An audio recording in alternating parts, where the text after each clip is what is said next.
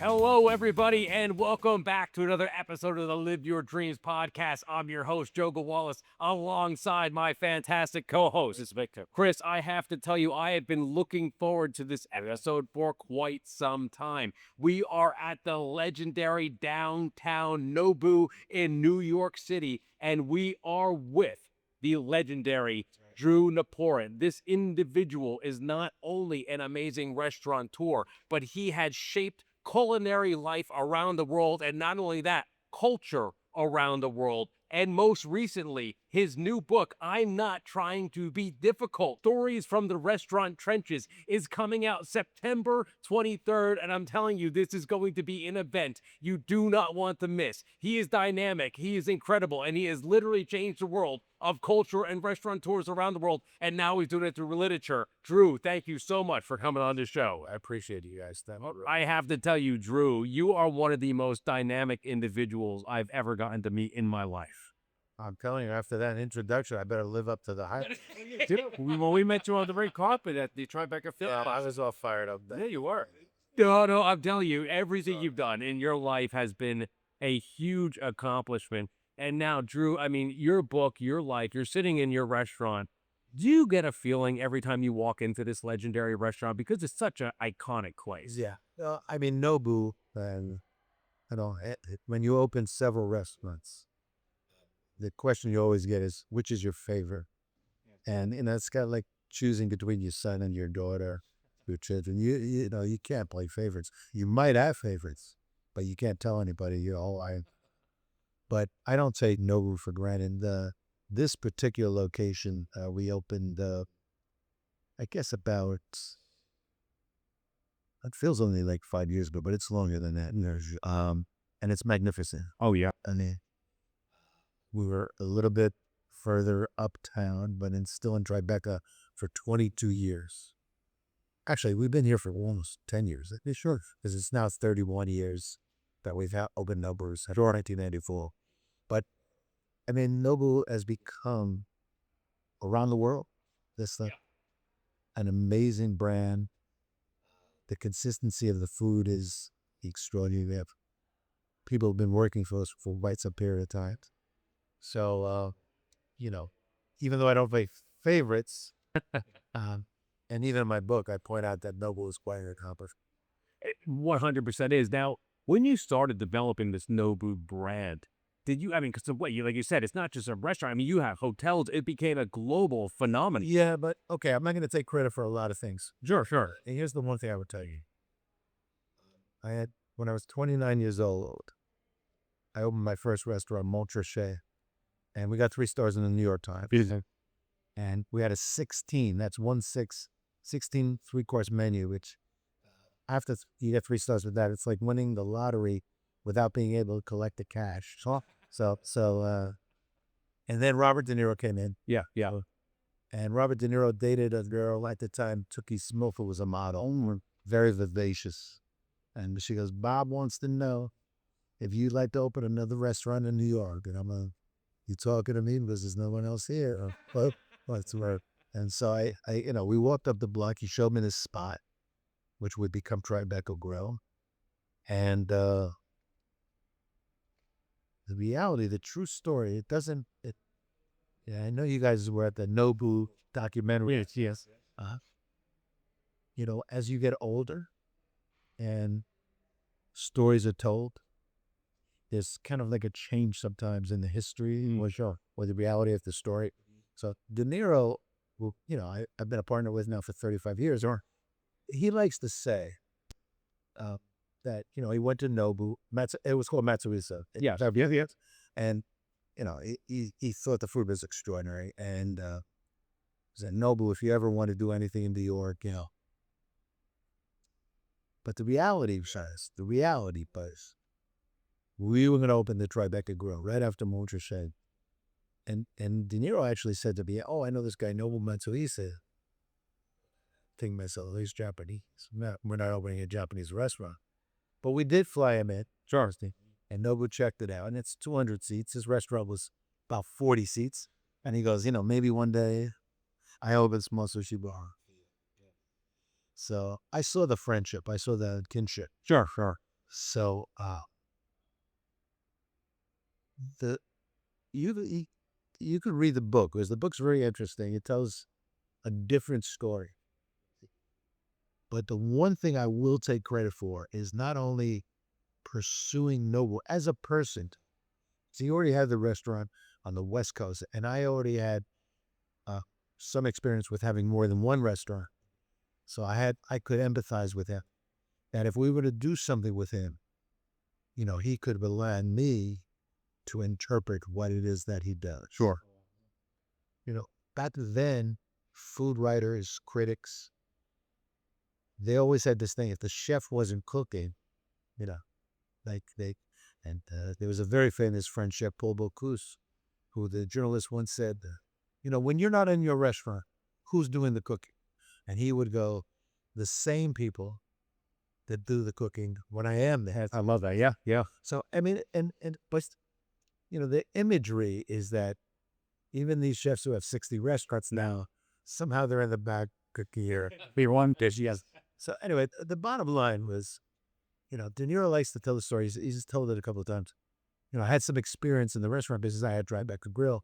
That's why I was able to do this with Nobu. But the reality is, he really pulled Nobu in for Tribeca Grill, which was terrible casting. Sure. I was the one, I saw the friendship, and I made it happen. Now you're going to have to read the book because in the book, there's really a kind of a story that's never been told. Oh, it's great. But now there are 56 Nobus around the world. So that's extraordinary. Oh, yeah. Again, it used to be, you're spreading yourself too thin, or a chef can't be in two places at one time. But the Japanese, first of all, the Japanese restaurants in New York especially were marketed to just the Japanese people. You sat on the floor sometimes, tatami rooms, sushi screens. I'm not saying this in a bad way, but I kind of made it accessible. I made it easier for white people pretty much, to come into these Japanese restaurants and feel. Now, some people couldn't even use chopsticks. I know. No, sure. Yeah. So, look, I've opened every kind of restaurant. I've opened Mexican restaurant. I've opened a Vietnamese restaurant. I've opened French and American. But Nobu is an amazing achievement. And one of the reasons why I wanted to talk to you here is because the place is so magnificent. Oh, 100%. I mean, this place is a iconic spot. Now, Drew, again, you've been around and you talked about food has had such a renaissance, right? I mean, you've seen it from coming in the early 90s where you said people would say, could a chef be in more than one spot at once? And you've seen that revolution with the Food Network out now with social media. I mean, chefs are everywhere. Social media chefs, it's a big thing. How was it being in that kind of wave where chefs started becoming out of the kitchen and personalities? I know you know a lot of these great chefs that have done that. I was fortunate to grow up in New York City in the 60s. And the restaurants in the 60s in New York were immigrants, people who were right off the boat. And so these restaurants were really authentic. Sure. And my father went literally a couple of blocks from here for the State Liquor Authority. And we used to eat downtown here a lot. But from an early age, that was it. It was like, I'm going to do this for a living. I'm going to be in the restaurant business. And when he used to take me to different places, he'd say to the others, my son, he wants to be in the restaurant business. They hey, it's got to be out of your mind. It's horrific. And the more they talked it down, the more resolve I had to be in the business. Okay. So now I'm the one I went to Cornell Hotel School, which is supposed to be a grand institution to learn the business. And unfortunately, the 70s, they had a lot of catching up to do. But I worked the first year I was at Cornell. I saw a posting on a dean's bulletin board about a waiter's job on a cruise ship, the MS Vistafjord, going to Dublin, Leningrad, Stockholm, Copenhagen. I never traveled. No, I'd never been a waiter. I called the guy up, who was a student, German guy, Uwe Christensen. And he goes, do you have experience? I said, yeah, absolutely. Yeah, of course. So, long and the short of it, 6 of us from the school only 2 of us were married. We get on the MS Vista Fjord in 1974. I was 18 years old. And 600 seats. Breakfast, lunch, and dinner, you work 7 days a week. The kitchen was downstairs by escalator. And I go in the dining room to serve my first dinner, and I'm wearing a light blue shirt, which, everybody in the world knows that a waiter wears a white shirt. But I was wearing a light blue shirt, and I had 59 waiters making fun of me. They realized I was a total imposter. That's plus, they're carrying the tray like this. Yeah. They're like high, and I'm carrying the tray like this because I don't know how to carry a fucking tray. So anyway, it was like learning how to ride a bike then. Sure. So I went back on that cruise ship, literally about 15 different cruises over a 4-year period. I would go Christmas, I would go summers, and it was first class food because the menu changed. Oh, yeah. Every meal period, and they were culinary terms. So that in of itself was a great education. Now, I'm the one, when I get my first job managing, when I graduate Cornell in 77,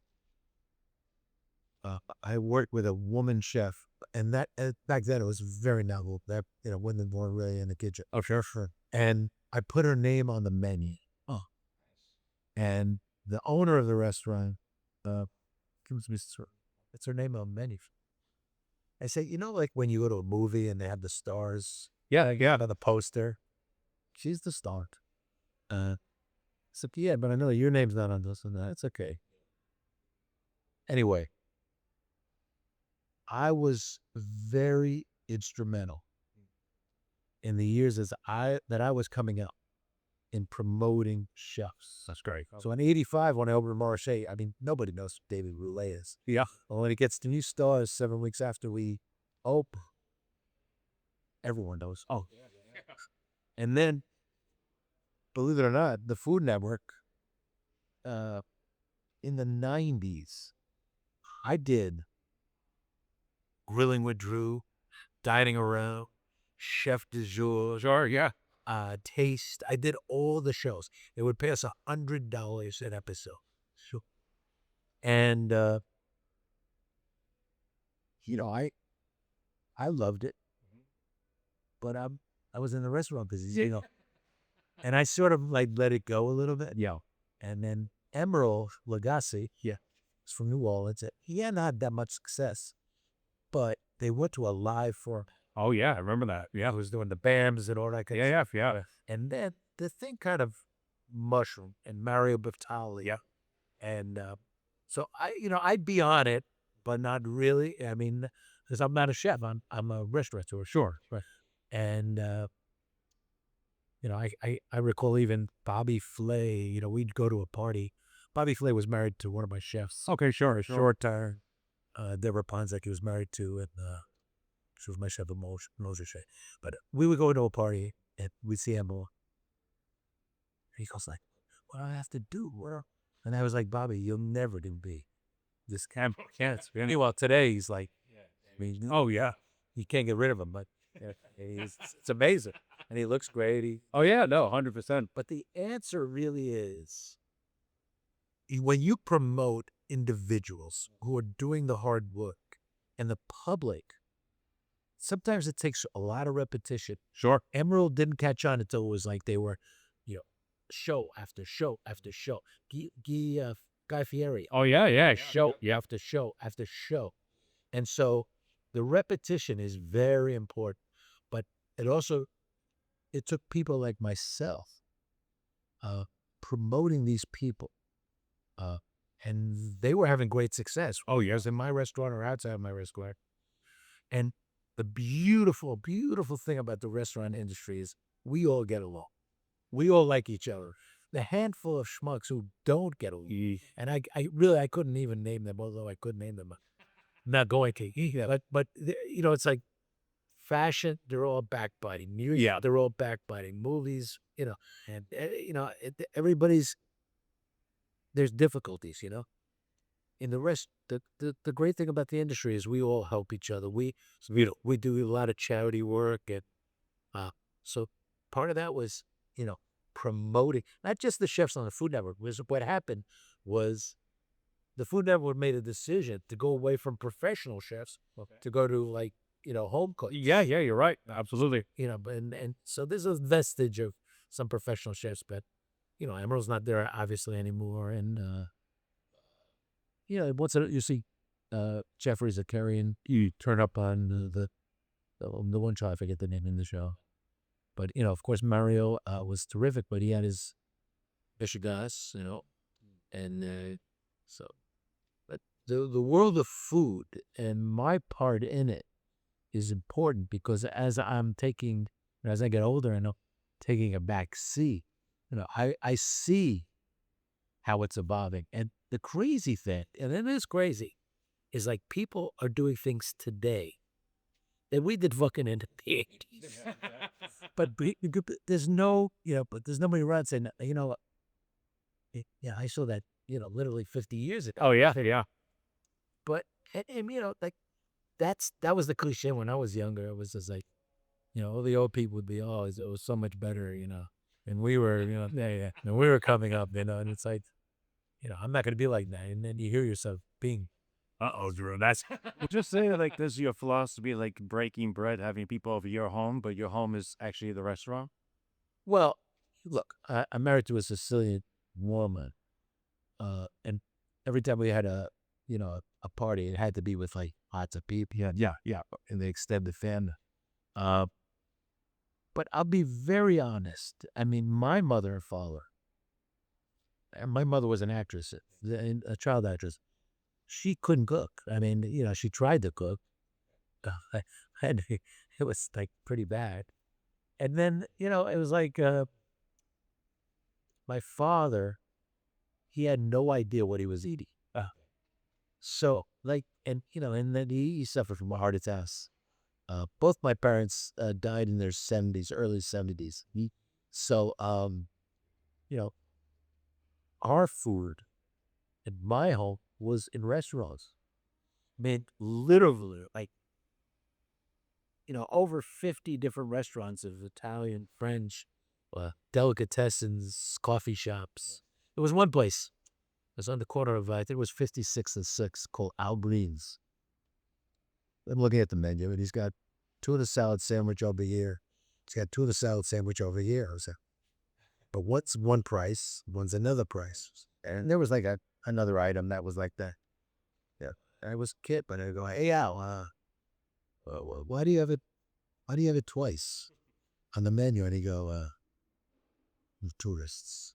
Well, no, that's yes. When we see a tourist, we charge them the higher price. They pretend it's a mistake. So I saw stupid shit. Yeah. And that kind of, I filed that away as well. Mm-hmm. But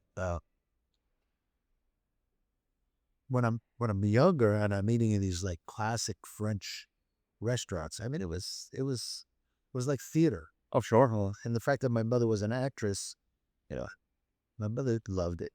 I was like, well, okay, I'm gonna do this. This is what I'm gonna do. My mother obviously feels this is a good profession. And they never held me bad.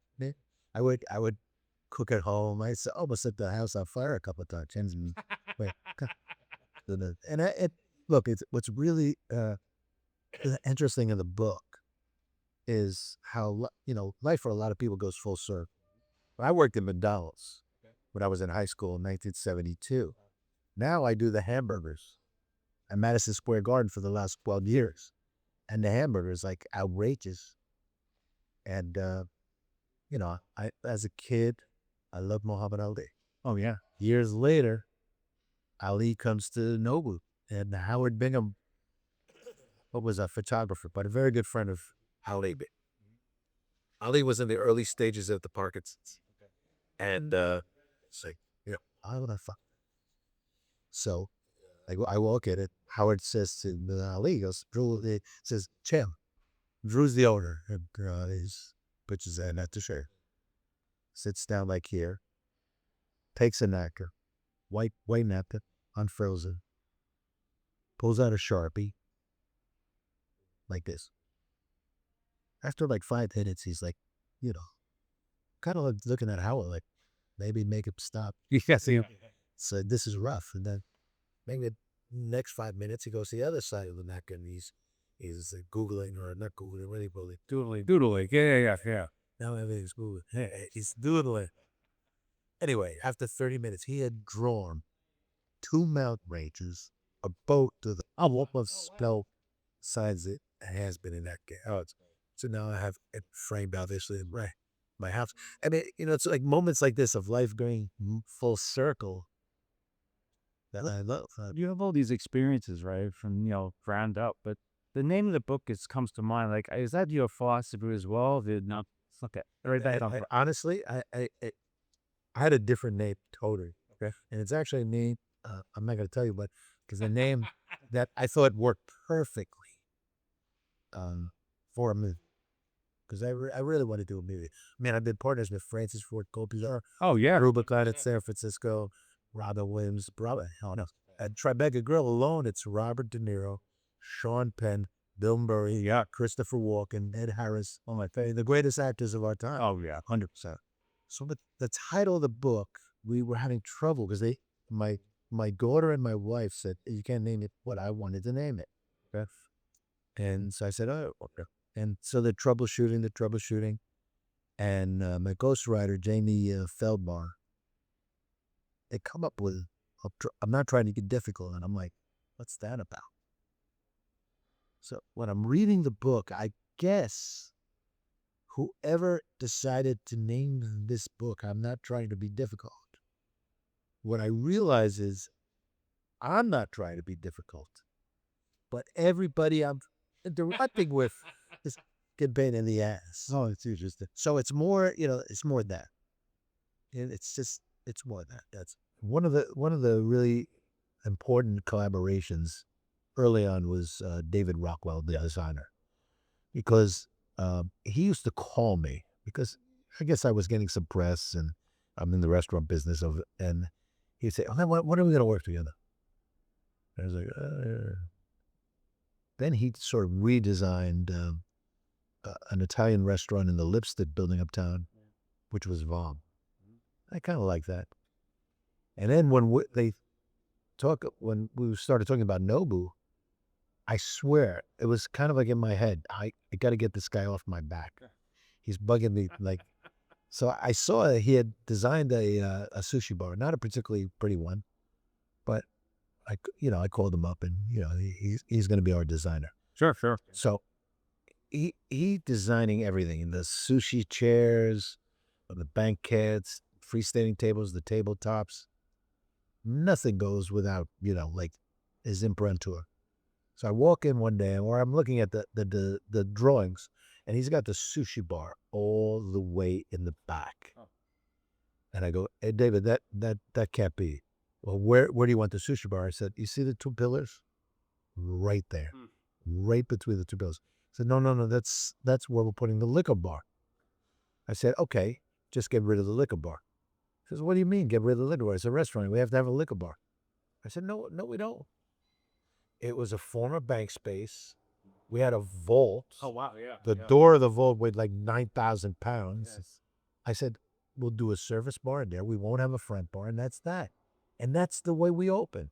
There you go. Yeah. We were a serious restaurant. So, he's a great designer, and then, I don't know if we have time for this, but he's designing for Gray Kuntz. Okay. Oh, yeah. Who passed away, unfortunately, but was a restaurant in the Time Warner building called Cafe Gray. Okay. And it was taking forever. And it was under construction, and they said, that's it. We're going to have a party anyway. So they invite us to a party. It's like a construction party. And when you walk in, the first thing you see, windows onto Central Park West and the kitchen. Oh, wow. The kitchen, boom. Yeah. And the windows behind it. Right there. Yeah. Whole bank of windows. So I'm like, so I go over to Rockwell joking, who's the genius that decided to put the kitchen in the windows here? And he doesn't take it like a joke. He goes, oh, do you like that idea? That was my idea. I was like, so I'm not going to say another word, right? The next day he calls me up and he goes, listen, I got a problem. I go, what's the problem? He says, well, Florence Fabricant is doing an article on Cafe Gray, and Gray Coons is taking credit for putting the kitchen in the windows. I go, David, let him take credit. It's okay. Don't worry about it. When the reviews came out, everybody was pissed off because the customer gets the view.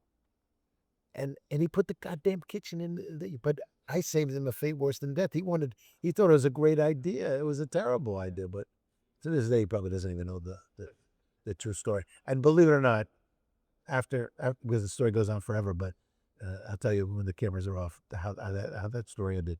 But the most important thing is, the people you make a decision to work with. Yes, sure. The designers especially. I mean, David Rockwell probably bills about $1 billion a year now, so we did pretty good with him. No, it's incredible. Now, Drew, again, when you're starting and you've had these journeys, you understand dealing with these type of people, and now you're writing your book, right? Now, you want to tell the truth. You want to make sure everything's out there, but at the same time, you don't want to be throwing friends under the bus in these circumstances. How do you write a book like that and kind of find the fine line in between telling the truth and making sure people are also protected, go to say that way? Well, they died, Joe. No, It's over. No, truthfully, I wrote the book, and my wife said, you're being very hard on Boulay. And then he died. Yeah. And then she said, well, you got to take some of that stuff out. I said, what are you talking about? He's dead. Yeah. And she goes, no, you got to take some of this stuff out. So I'm not a mean person. I do tell the truth. And by the way, my truth could be somebody else's, who knows? Yeah. But I know what my truth is. And, once in a blue moon, I tell a story and somebody says, no, that's not really the way I remember it. And I think about it, and I might be wrong, but Sure. I'm usually not wrong. I could have written a book. I could have slagged a lot of people. I could have been tough. Sure. I think when it's all said and done, the only entity I'm tough on is Cornell, because they almost threw me out. And it's in the book. It's an unfortunate situation, but I didn't do anything. But I think the title of the book. I'm not trying to be difficult. If you read the book and you'll see that episode, you'll see that I had this theory that people look at me, fellow restaurateurs, and they go, he's not that smart.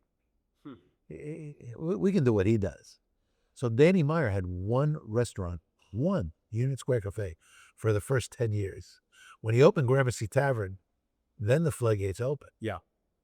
But back then it was like, one restaurant, you had to be there and all that kind of thing. And my thing was, because I'm not a chef, I could do these collaborations and, actualize my dreams. And that's pretty much what I did. You mentioned earlier before we started filming about acting and actors in the industry. And, an actor says, what's my motivation? What was your motivation to write this book? I think at the end of the day, the stories were compelling. The restaurants were important. I don't know too many people who've opened 40 restaurants in 40 years. Sure. I mean, John George, I give him an amazing amount of credit. He's basically done it. Rich Melman in Chicago, Lettuce and Patino, he's done it many times, many more than even 60, believe it or not. And now his family is in the business. Daniel Boulud has quite a number of restaurants as well. Of course, Danny Meyer. The fun thing about Danny Meyer is Forbes ran a piece, is meet the new billionaires. So, of course, I couldn't show this to my wife. Because, we came up together, Danny and I. And he talks about me sometimes, and I talked about him. We used to kibitz, like he get an award, I get it 2 years later. Once in a blue moon, I get an award, he get it 2 years later. But listen, he opened Shake Shack, but it was a mistake. It was in Madison Square Park, and originally it wasn't supposed to be that. But sometimes you kind of luck into something. When when they asked me to do the hamburgers in Madison Square Garden, it was the height of Shake Shack. I'm like, I'm not making hamburgers. I said, first of all, I worked at a McDonald's. Second of all, you have the worst hamburger I've ever eaten at Madison Square Garden. But I challenge myself. Sure. And whether it's a 3-star restaurant or a great hamburger, and trust me, I would tell you to eat my hamburger at Madison Square Garden. I had one the other night at the Who concert. Okay. It's great because I challenge myself. Sure. My mother, like many mothers, who said, whatever you do, do it to the best of your ability. Be the best at it. If you're a garbage man, be the best garbage man. When I took violin lessons, I didn't practice. I mean, I was like, I'm terrible, so I better find something that I'm good at. But, I mean, it's just, I love to eat. I love food. I understand food. I understand the rigors of the hard work. And as an owner of several restaurants, generally the owners absorb a lot of angst from the staff. People are angry about one thing or another, I don't. I've always had a very, very cordial relationship with the people in my restaurants. Good. I don't say they work for me. I say we work together. I work with them. They work with me. And that's lasting, So that's the book at the very end. This is interesting.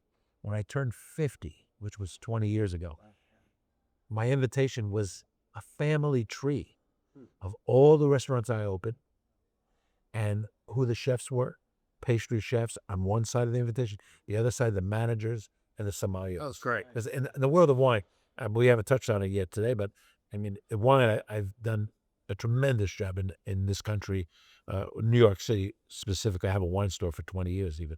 But I changed wine and restaurants. Believe it or not, Montrachet was a groundbreaking. Oh, wow. That's great. Groundbreaking. But so, in other words, here's an invitation 20 years ago. It ends in 2001. But my birthday was 2005. But 2001, 9/11. Yeah. I was like batting down the hatches, watch what I'm doing. And so I didn't take that moment in time to open new places. But when I look at the invitation now, back then, that was 24 years ago. Sure. I had 23 restaurants. That's wow. I'd opened 23 restaurants. So, and, it's just an amazing achievement. I mean, I think you write a book, obviously, I want people to read the book and get something out of it. And so far, I think I've touched a lot of people's lives because I traveled a lot in my life. I've done amazing charities all around the United States and London. We have, a couple of Nobus in London. And we'll see. The book comes out in 3 weeks. Drew, what I loved is because so many people understand the food industry. Like you said, talk more about the chefs, those people, not the restaurateur themselves. I love your passion behind what you do. And I'm so glad because of the book and because of things like this, people are seeing that. Yeah. It's great. Well, you can't, I've seen restaurateurs, successful ones, who sort of mailed it in. Sure, Like, yeah. They have to bluff what they know a little bit. I know what I know because I sort of, as a younger person, I saw it. And then I made it my business to go in the kitchen. Even on the cruise ship when I was 18 rather, working as a waiter, I'd go to the kitchen. And I'd befriend these guys because I wanted to see how the soup was made, for instance. Oh, wow. Oh, sure. Huge kettles of Fats and cream of cauliflower soup. But, I always had a curiosity. So, but every day, and I mean it, every day is an education. How to cook something. Like I'll give you an example. People love these smash burgers. They love these things. They love these. It's an abomination. No. I mean, what other food item do you put anywhere in a cooking utensil and smash? It's smashing down. I mean, this is for those people who oh, this is delicious. Why? Because you're eating incinerated meat. It It's fine. There isn't there isn't the vaguest sense that it could be medium rare or medium. well, no It's way. just smazish. Well done, yeah. And even my like I totally respect Thomas Keller. I love the guy. Oh, yeah, he's He was great. actually here. He was in this restaurant a couple weeks ago. He loves In-N-Out Burger. I don't know. I stood there. I watched it. I ate one. Anthony Bourdain. Oh, Bourdain loved it. He loved it. Yeah. In other words, you have to, for me anyway, you have to cut through the hype. Sure. And which is not to say I'm not the be all end all. I'm not the one. I'm not the decider for other people. But Sure. I do know what I'm talking about. That's Well, what I love, you talked about cutting through the hype, and now what I love about you, you were a trailblazer in the industry, right? And now you're still trailblazing, you're doing a great job, but now it's like a whole new ball game. Social media is changing food in a big way, changing restaurants in a big way. Like you said, in the 80s, you were kind of changing things, but the Food Network, that was brand new at the time. You had Julia Childs, Jacques Pepin, obviously before that, but very few before. Right. Now you see that food is kind of taking the forefront, especially on social media. Are you finding it difficult or changing to kind of navigate with these new young, restaurateurs and chefs coming up that are coming in from this social media generation as opposed to before? my industry was dominated by like 3 entities: There you go. New York Times, New York Magazine, and the Zagat It Survey. would always have the guess. Yep. And they had the power. Yeah. I'm happy Sure. when you have influencers and the infatuation and Yelp and whatever. Everything is good. Everything is good. And in fact, I don't care what restaurant it is. I always go on Yelp to see hand-taken photographs Yeah. Yep. because if the food looks good, I'm gonna go. If I see a burnt slice of pie, I'm like, why would they put this up on their site? It's burnt. The more the merrier. That's the way I see it. Instagram. Oh my God. I'm on Instagram. I'm like, oh my God, look at this roast chicken. Oh my God, David Portnoy. I mean, no undercarriage. I mean, who bullshits like that? But I grew up when pizza was a nickel. So it's like I've never had a bad slice, but it's a nickel. But this guy's like going around. I mean, it's like, it's pizza, man. There's not a whole lot and one might be better than the other. I get that. Yeah.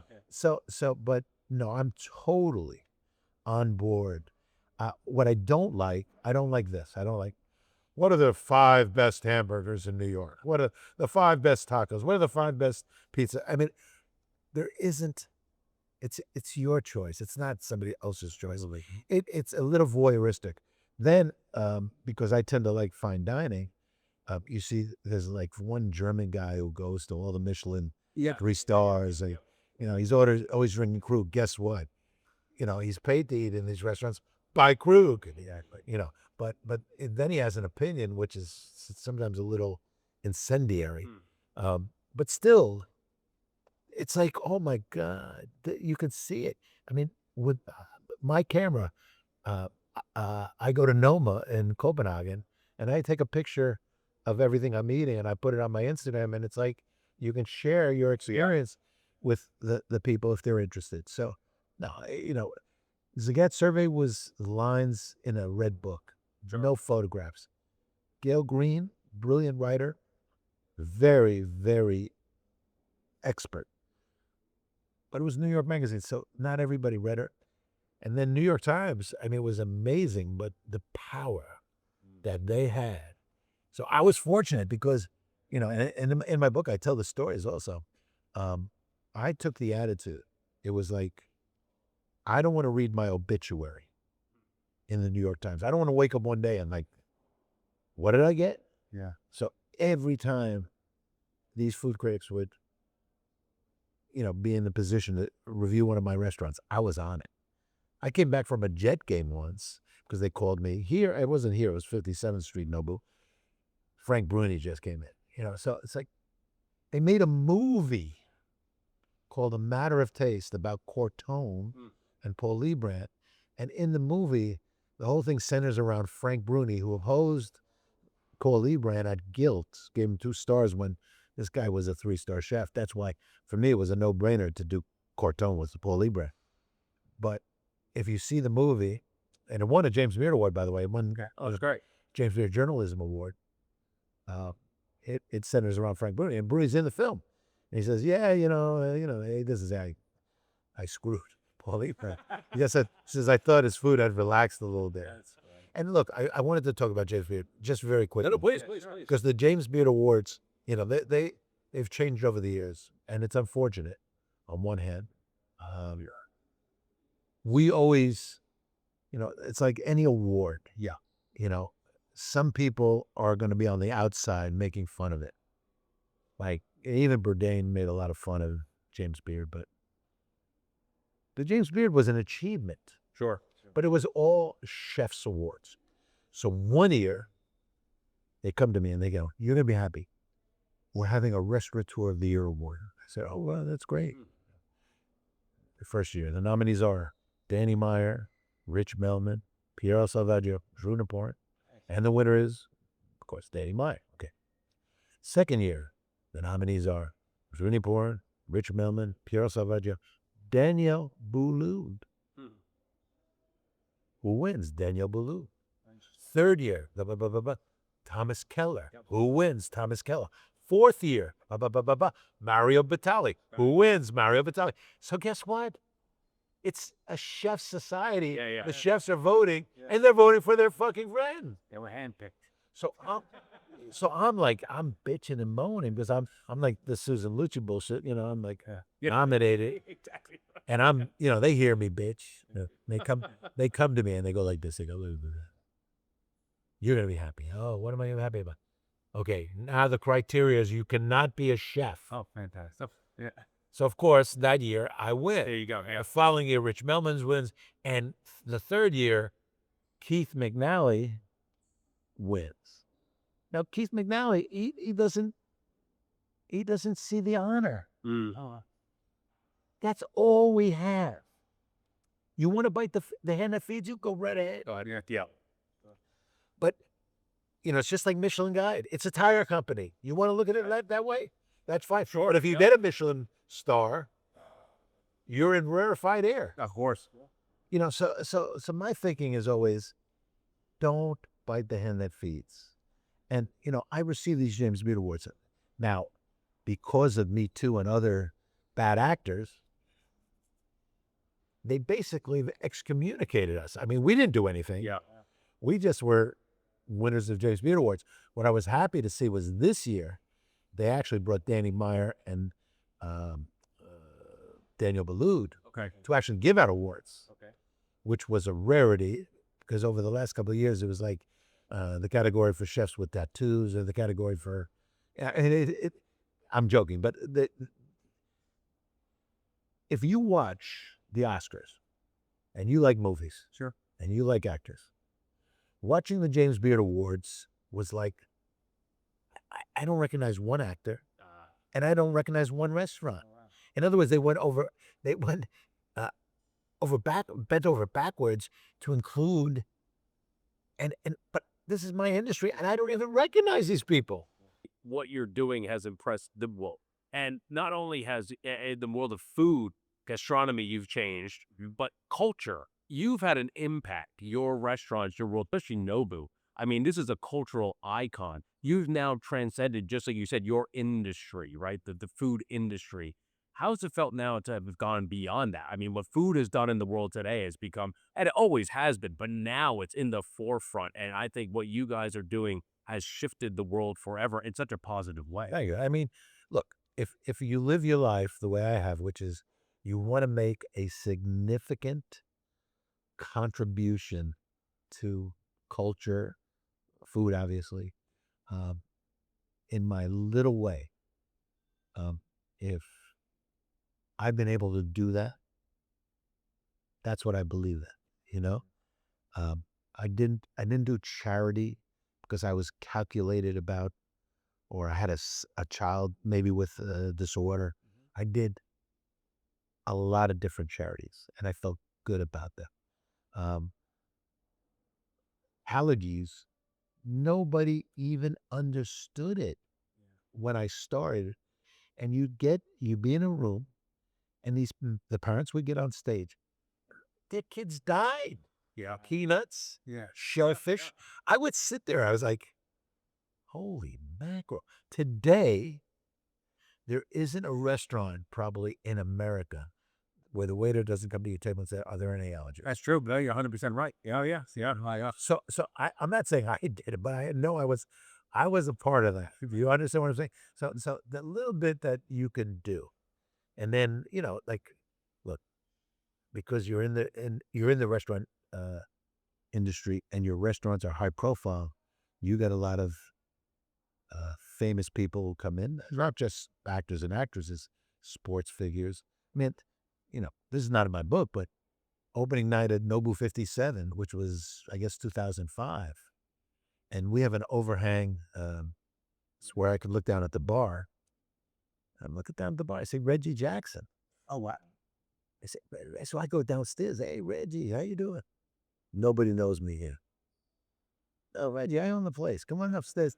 Yeah, I'll buy you a drink. So this is a true story, actually. This just came into my head. So I'm at a Yankee game. This is a couple of years later, and a couple of kids are yelling, Reggie, Reggie. So I look at the little kids. And I said, what do you want? And they said, yeah, well, Reggie, to look at us. It's like, Reggie, Nobu. That's funny. Yeah. Just like that. There's Now, it doesn't end that. Hey, listen to this. It's the last game at the original Yankee Stadium. Oh, wow. Yeah. Wow. The last game. I'm right on the rail down the first base line. Yeah. And they're announcing everybody and they're running out to their position. Yeah. And not the old timers. Yeah. Yeah. Now in left field, I forget his number. Reggie Jackson. Reggie's running. He sees me. He comes over to the rail. He goes like this. He goes, can I get a reservation at Nobu tonight? That's fantastic. Now listen to me. It's fucking Sunday. Yeah. It was like 7, 8 o'clock. Sure. Reggie, it's like the closing of Yankee Stadium. Sure, I thought. That should have been in my book. You get it? That might be in the movie. But Reggie Jackson, like in this day and age of like, we're not going to, we're going to rewrite history about race relations. I saw him tell a story about the way they were treated as ball players on the road. Oh, yeah. And Reggie was not trying to be difficult, but he was difficult. But Reggie was a great player. Oh, yeah. So, Yeah. You could be difficult. If you're going to fight with Billy Martin, Yep. somebody had to do it. Oh, cool. Andy and I running that them too. I remember as a kid. Yeah, Reggie Bullock. But it's like, the great thing for me, like I'm a huge New York Jet fan, and I do the food actually at MetLife. Oh, yeah. Yeah. Right, they have a green room, which is their VIP Yes. suite, but I'm a season ticket holder, so I have tickets in the Coaches Club, where also the tickets are very expensive, but the food is free, but the tickets are ridiculous. So they have the alumni players. Yes. And I mean, like 100 years ago, Michael Mina, the great San Francisco chef who worked as an intern at Tribeca Grill, invited me out to see the opening game because it was San Francisco 49ers against the Jets. Sure. And a very little known quarterback played for the Jets. His name was Glenn Foley. He threw that day for 500 yards. 500. It was the opening game. And the game goes into overtime. And 49ers got the ball first. And back in those days, it was overtime was, whoever scores first. So they get the ball, but I don't know if they were penalized, but they get the ball like on the 3-yard line, their own. Yeah. Yeah. And they hand the ball off to Garrison Hurst. He runs 98 yards for a touchdown and wins the game. Wow. It was called the Harrison or Garrison Burst. So Glenn Foley, he's in the green room. Nobody knows who this guy is, but I saw him play in like 90. I don't know. If it was 2000, it was like very early. Yeah. Yeah. And I go over to him. Glenn, do you remember the game? He threw for 500 yards. And it's like looking at me like I'm like nobody remembers that. But like some people will come over to me and in an airport, are you Drew Nieporent? I go, yeah. And in the old days, I was worried because it'd be like, they thought they were going to complain about something. Because, we had terrible service. But they go, your hamburger at Madison Square Garden. Or the other day, I was at a very obscure place. And the woman's looking at me, she says, how do I know you? I go, well, yeah. Because I've been going through all my archive. Everything, yeah. I swear, I'm that Patty. It's like insane how many articles I've got. Insane. But nobody sees it. I used to save everything because I thought, oh, I'll just reprint one of these articles and yeah, and then it'll revive again. Yeah. But and my wife doesn't even want to keep it. Throw it in the garbage. It's all garbage. True. My kids don't give a fuck. Like throw it in, and I'm smuggling this stuff in. And every day, like I'll see something. Like even today, like I was looking at a cookbook or something like that, and I live for that. The memory, whether it's a sporting event, whether it's a food item, and my industry, like I told you, we're so respectful that once in the blue moon, it used to happen a lot, by the way, but I'll go to a restaurant and say, you ask for the check. Oh no, check's complimentary. It's like, that's very nice. Yeah. Now you have the obligation to buy them down. You're right. That's it. And the only time I don't like this is when like somebody says, where do you want to go? And I invariably say, let me choose an expensive restaurant because I'm cheap. So I choose an expensive restaurant. And the check's on the house, and I'm like, and then the person's going to pick up the check. Goes, hey, do you have any cash? I can't leave a tip. I only have credit cards. So I wound up paying when it's supposed to be card. So yeah, look. I wrote a book because I had a lot of stories, and even here talking to you guys, I have all these other stories, but I can't do another book. I have an idea for something, but we'll see what happens. But I want to take you back to, you said that word impossible. It's impossible that these people made it. And I think of they breaking up that word, I am possible. That's what they may have thought. Yeah. What would you give to our viewers? What advice would you give that things that seem impossible, like you starting up a restaurant chain, and everything? I say it two ways, because I hear this a lot. Follow your dream and all that bullshit. Yeah. No, understood. There was one point where when I graduated college and all my classmates said, hey, what are you going to do? I said, I'm going to open my own restaurant. Year after year after year, it wasn't happening. Yeah. Why? Because they didn't have the money. Yeah. Okay. I think you have to follow your passion, follow your dream. There's no question about it. However, you also have to know yourself. And if there comes a moment in life where you want to be the fastest runner in the world, but you're not built that way. You can't delude yourself. And by the way, I've met a lot of delusional people over the years. Because when I hit it, the people would call me up. Oh, can we do this? Can we run this idea by you? And I go, okay. Yeah. They'd show up, and it was like, the Entertainment Cafe. So what's that? Food on trains. They did that already. It was called Victoria Station. Who wants to eat on the fucking train? Shaking around. And more than it's not going to. Well, I know, it's, so the sophistication of food, it used to be you could have just a very plain Jane restaurant. Yeah. The food was the centerpiece. Now, all the cutlery has to be special. The ambiance, you have to spend several $1 million. So it's very hard to break in to the restaurant business if you have no money. No, you're right. And then if you choose a bad partner, and most of these people are not patient. I've been very fortunate, because my partnerships, I've never been sued or anything like that, but thank God. But I just think you have to be able to have a sense of your own mortality, if it is if you can do it, you should do it. If you can't do it, and by the way, I'm scared. I'm scared a lot. I'm like I'll do something and then I'm going to second guess myself, and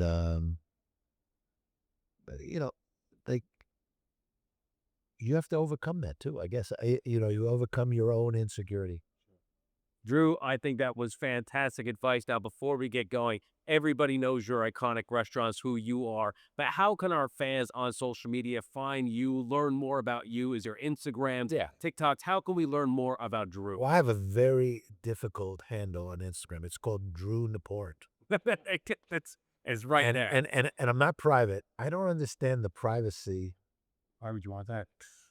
The only thing I will tell you, social media for me has been very kind.